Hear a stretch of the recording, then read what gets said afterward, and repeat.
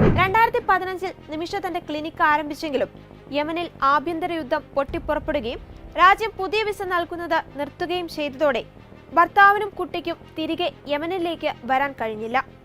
ഇതൊരു അവസരമായി എടുത്ത് തലാൽ നിമിഷയെ ചൂഷണം ചെയ്യാൻ തുടങ്ങി. ക്ലിനിക് വളരെ നന്നായി മുന്നോട്ട് പോയി. മെറ്റീരിയലുകൾ ശേഖരിക്കുവാനും കുറച്ച് പണം നൽകുവാനും തലാൽ നിമിഷയെ സഹായിക്കുകയും ചെയ്തു. എന്നിരുന്നാലും തലാലിനെ ഞെട്ടിച്ചത് നിമിഷയുടെ വരുമാനമായിരുന്നു. ഇതോടെ വരുമാനത്തിന്റെ ഒരു വിഹിതം തനിക്ക് നൽകണമെന്ന ആവശ്യവുമായി തലാൽ രംഗത്തെത്തി. പതിയെ ക്ലിനിക്കുമായി ബന്ധപ്പെട്ട കാര്യങ്ങളിൽ അവകാശം ഉറപ്പിക്കുവാൻ തലാൽ ശ്രമിച്ചു. അങ്ങനെ ക്ലിനിക്കിന് വേണ്ടി നിമിഷ വാങ്ങിയ വാഹനങ്ങൾ പോലും തലാൽ തന്റെ പേരിൽ രജിസ്റ്റർ ചെയ്തു. നിമിഷ അറിയാതെ തന്നെ അബ്ദുൾ ലത്തീഫിനെ ക്ലിനിക്കിൽ ഉൾപ്പെടുത്തുവാൻ രേഖകൾ തയ്യാറാക്കിയപ്പോൾ ഓഹരി ഉടമയായി തലാൽ തന്റെ പേരും കൂട്ടിച്ചേർത്തു.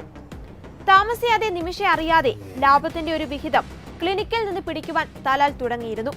ഇതന്വേഷിച്ചപ്പോഴാണ് തലാൽ തന്നെ നിമിഷ തന്റെ ഭാര്യയാണെന്ന് എല്ലാവരോടും പറഞ്ഞ് തെറ്റിദ്ധരിപ്പിച്ചെന്ന കാര്യം നിമിഷ അറിയുന്നത്. ഭാര്യയുടെ സ്ഥാപനത്തിൽ നിന്നും പണം കൈപ്പറ്റുകയായിരുന്നു എന്നാണ് തലാൽ എല്ലാവരോടും പറഞ്ഞിരുന്നത്. ഇത്തരത്തിൽ ഭാര്യയെ തലാൽ മാനസികമായി പീഡിപ്പിക്കുന്നെന്ന കാര്യം ടോമി വളരെ വൈകിയാണ് അറിയുന്നത്.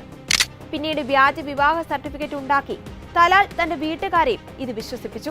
ഒരു തവണ നിമിഷയുടെ കൂടെ തൊടുപുഴ വീട്ടിൽ വന്ന തലാൽ നിമിഷയുടെയും ഭർത്താവിന്റെയും കല്യാണ ആൽബത്തിൽ നിന്ന് ഒരു ഫോട്ടോ എടുക്കുകയും ഇത് മോർഫ് ചെയ്ത് തലാലാണെന്ന് തെറ്റിദ്ധരിപ്പിക്കുവാൻ ഉപയോഗിക്കുകയും ചെയ്തു.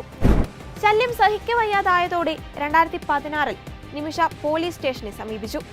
എന്നാൽ ഈ പരാതി ഉന്നയിച്ചതിന് യമൻ നിയമപ്രകാരം തലാലിനൊപ്പം നിമിഷയും അറസ്റ്റ് ചെയ്തു.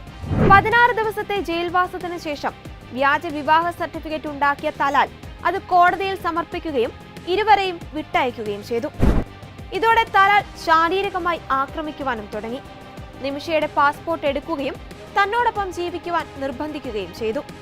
രാത്രിയിൽ തലാൽ തന്റെ സുഹൃത്തുക്കളെ പോലും നിമിഷയുടെ വീട്ടിലേക്ക് കൊണ്ടുവന്ന് അവർക്ക് വേണ്ടി ലൈംഗിക താല്പര്യങ്ങൾ ചെയ്യുവാൻ നിമിഷയെ നിർബന്ധിക്കാറുണ്ടായിരുന്നു.